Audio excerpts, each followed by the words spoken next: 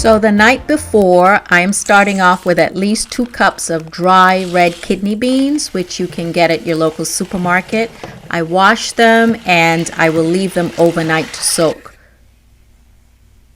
This heart-shaped baking tin inspired this dessert, so I decided to make a gluten-free dessert. As you can see, I am not going to use wheat flour. I'm using a combination of almond flour and gluten-free flour. Half a cup of granulated sugar, 2 eggs, stick of butter, softened melted butter. Well, it's not melted, but it's at room temperature. Just regular table salt, pinch of salt, some pure almond extract, a little vanilla. We'll start off with our butter.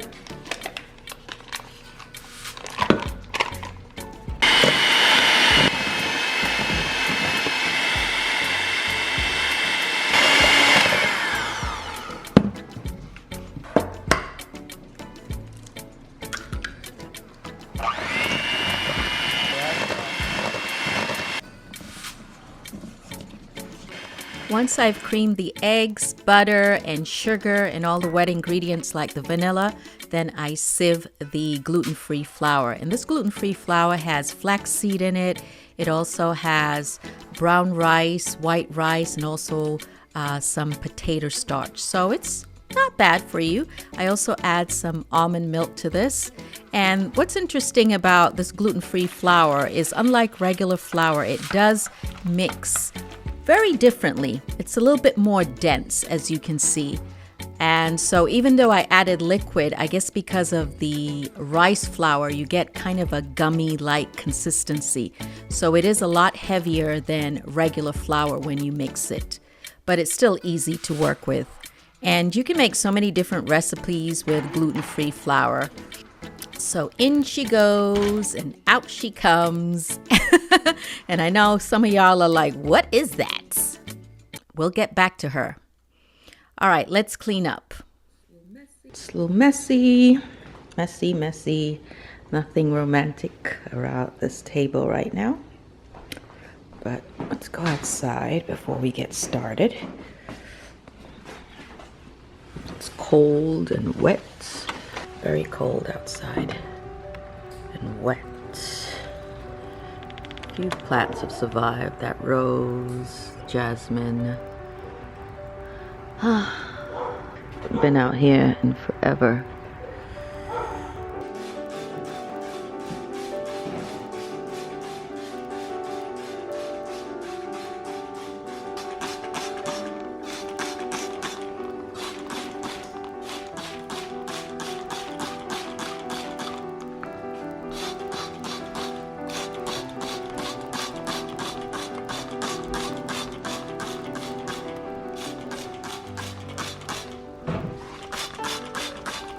So before I can start cooking, the mess is a bit of a distraction. I don't know about you, but I have to clean before I can properly cook. So let's start off by wiping off this table, because this breakfast table is where I plan to serve the romantic dinner. And there's nothing romantic about a messy place. I have so many leaves everywhere because I have a lot of my plants indoors. I also need to get rid of some of these last-minute decorations, like this globe and this cute little puppy ornament and this snowman that's hiding. By the way, I hope you're doing well during these pandemic times and trying to get a little bit of physical exercise. I know it's been a struggle even for me, so I actually look forward to cleaning like this because it gets me to do a little bit of exercise. So I have the beans from last night. As you can see, they are nice and plump. I rinse the beans off before boiling them with a little bit of salt and water. So I will add quite a number of seasoning to it, like scallions, as you can see. Nice fresh scallions and Scotch bonnet. You cannot be Jamaican or Caribbean and not use Scotch bonnet. Some garlic, some ginger, Again, the habanero or Scotch bonnet, your scallions, clean and cut. You could bundle them up if you want. Some thyme, fresh thyme would be better, but I didn't have any fresh thyme. A little bit of salt. You can use plain salt or Himalayan salt if you're feeling fancy. And then I also have some pimento, or what other people call allspice. Right. So all of these things are going in with the rice and peas, including some black pepper and some bay leaf. Okay, all of these things you can find in a regular supermarket. As you can see, it's a number of things, including the garlic, which is being smashed, and ginger. So I'm adding a little teaspoon of oil to the water and beans so that they don't stick to the bottom of the pot. I stir it. And then I'm going to start adding all of those seasonings I've showed you, including, as you can see, the ginger and the garlic and the salt and the pepper. Just add everything. Now, I'll try my best to leave a written recipe on my blog. I know I haven't done that recently, but I'm going to try to do that this time because I know some of you will ask for it. There's absolutely nothing like the flavor of Scotch bonnet. Okay, let's get this goat ready. So the first thing I'm going to do is wash the goat really well with a lemon or apple cider vinegar. So make sure you rinse off that goat and then strain it. And then here are all your spices. Again, pimento, garlic, ginger, curry powder, thyme. You have to use this with your goat. A little bit of salt. Some Scotch bonnet, some scallion, of course. Okay, you're looking at the Scotch bonnet. The scallions, some onions, some carrots, some potatoes, and some coconut milk, which is optional. But as you can see, that's a lot of ingredients, including some red bell pepper. Yeah, that's a lot of ingredients, which is why curry goat can be expensive when you get it at the restaurant. So, again, make sure you wash off your goat really well. And we get it frozen. Okay, so here I've already rinsed it off and dried it, and I transferred it to a larger bowl. I'm adding a little bit of salt. This is the only time I add salt. And then I added the pimento, the ginger, the garlic, and all the seasoning. Okay, and a ton of curry powder. So don't be afraid to add that Jamaican curry powder. All right, now I add some diced onions and some diced scallions and a little bit of Scotch bonnet. Then I will mix that really well and let this meat sit in the seasoning for about a few hours or overnight. Then put it in a shallow amount of oil, about a few tablespoons, and we're going to try to brown the meat. So I will shake off majority of the, vegetables and try to brown the meat really well. And you'll see we'll use those onions and vegetables later. So brown your meat and cover it. Okay, by this time the beans are done with the scallions and the seasoning, so I'm adding some coconut milk. Of course, if I were in Jamaica, they would use fresh coconut milk, but we don't have that here. So I'm using canned coconut milk. All right, so now I'm adding some rice. We prefer basmati rice or long grain rice. Whatever rice you have, I'm rinsing it off first, and then I'm going to add it to the cooked beans with the coconut milk. Now, some people add their coconut milk when the beans are cooking, but I want the flavor to be strong of the coconut, so that's why I added it later. And then I'm putting the fire low on simmer to steam the rice. Okay, back to the goat meat. So by now, it's kind of sealed in with some flavor, and now I'm going to add some tomato paste. Some people will brown the meat until it's kind of dark, or you can do it the way I just showed you, but go ahead and add the tomato paste. And I have not added any water, by the way, so that's just the juices from the meat and the vegetables. So I've added the onions, I've added the red bell pepper, now we're adding some scallion, and now I'm also adding some water. Mix it really well, and this is going to cook for about 2 2 hours. So here are some ingredients that are not in the pot yet. We're gonna wait till the meat is well cooked before we add the coconut milk and potatoes and carrots. I gotta do my little happy dance. What can I say? Back to that little ugly cake we made earlier.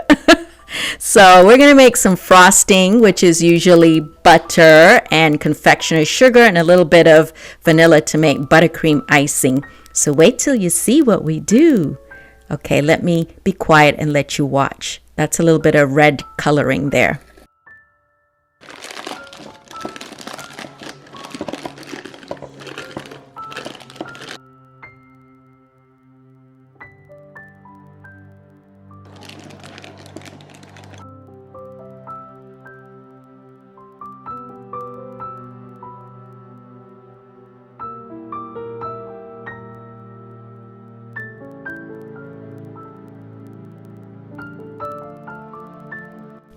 Isn't that pretty? And it's so relaxing to do. Anyway, I'm just adding a little bit of confectioner's sugar and voila! How pretty did she turn out? That's also some sprinkles. All right, back to our goat. So by now, our goat is nice and tender. Do you see how soft it is? So I'm adding the carrots and the potatoes, and I'm going to also add the coconut milk. Oh, of course, you should have thumbs up by now. So how pretty does that goat meat look? Would you like a taste? I would love to share. If only I could just reach out. All right, so for some dessert, we have some strawberries, we have some raspberries, and we're going to keep it simple. Just going to dice them up and serve them in a pretty little bowl. Very simple, very pretty, very tasty, very healthy. I then add some paper doilies, which you can find at even the dollar store. Simple but an elegant way to present it. And then I'm topping it off with a little bit of, creamy stuff. It could be yogurt, it could be some fresh cream. I didn't have any fresh whipped cream. That's what I really wanted, so I had to make my own. All right, so we also need chocolates. What says love more than chocolates and strawberries? So these are some of my favorite. And of course, they had some Valentine's Day special. Now, if you can't make your own dessert, then you can buy it. This is cheesecake from the store or a chocolate rose from the store. Okay, let's make a fresh salad because we can't have all those goodies without some greens. We're adding some craisins, and I'm adding some walnuts, which are very heart healthy and very sexy. Our raspberries and a raspberry vinaigrette.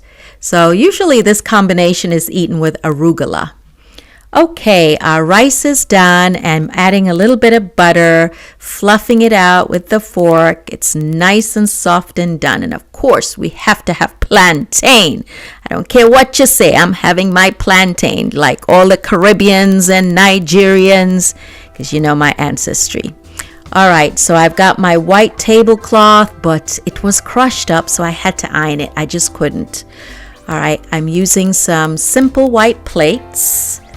And of course, a nice bouquet of red roses. And I decided to be a little extra and put some rose petals on the tablecloth because I thought the contrast looked really nice. You could use a red tablecloth or you could use a white tablecloth. I've got my votives because there's nothing like candlelight. And of course, you need some water, my chocolate rose. Okay, we're ready to serve out our rice and peas and our curry goat. And yes, look at that. And yes, it tasted as good as it looks. Okay, we got to do this face. We got to get this face ready because honestly, I was really tired. By this point, I was tired. But we got to put on a pretty face. We're getting our makeup done. Ladies, the things we go through. Well, the things I choose to go through because nobody says you have to wear makeup, but I love wearing makeup. Concealer, eyeshadow, foundation, it's a process. But we're done. But what do we wear? How about this? This looks pretty relaxed. Oh, let me show you a picture of Kenton and I when we were younger. Or is this pink satin pajama set a little better? What do you think? Still very relaxed, very pretty, but I don't know. I think I'll go with black. All right, finally ready to eat, and I hope Kenton likes the meal. And I hope you enjoyed watching us. Definitely watch until the end, you'll see lots of pictures.